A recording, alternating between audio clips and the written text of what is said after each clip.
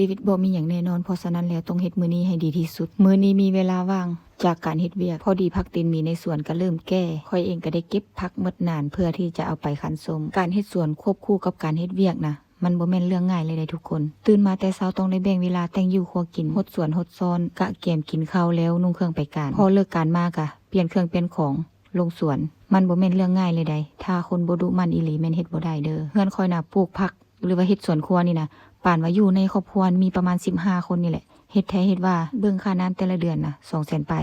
300,000เพราะว่าใส่น้ำประปาหดแต่ว่าปลูกมาก็บ่กินพอเท่าใดเด้ปลูกเอาความสุขเพราะว่าสิ่งที่เฮาเฮ็ดไปน่ะมันหิวใจบางมื้อบางวันเฮาเมื่อยจากเวียกประจำของเฮาแล้วเฮามาเฮือนได้เฮ็ดสวนได้แยงผัก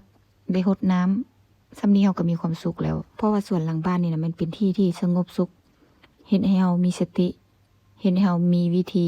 คิดหาชีวิตคิดหาทางออกให้แก่ชีวิตของเฮาบางคนที่เขามีเงินแล้วเขาจะมองข้ามไปเรื่องกันเฮ็ดสวนหลังบ้านเล็กๆน้อยๆแบบนี้นะแต่ว่าเฮาฐานะยังบ่มั่นคงปานใดเฮาต้องได้ดูมันกว่าคนอื่นคือเพิ่นว่าหั่นแหละต้นทุนเฮาบ่มีคือคนอื่นสิ่งที่เฮาต้องมีหลายกว่าคนอื่นก็คือความอดทนเชื่อแน่ว่าทุกคนน่ะก็ต้องมีสิ่ง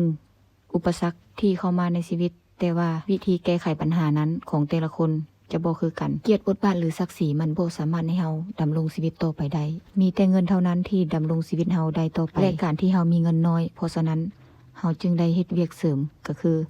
ปลูกผักหลังบ้านอีกอย่างมันก็ได้ผักปลอดสารพิษเฮากินแล้วรู้สึกสบายใจผักเฮาปลูกเองถึงมันจะบ่งามแน่แต่เฮาก็สบายใจเพราะว่ามันบ่มีสารเคมีหลาย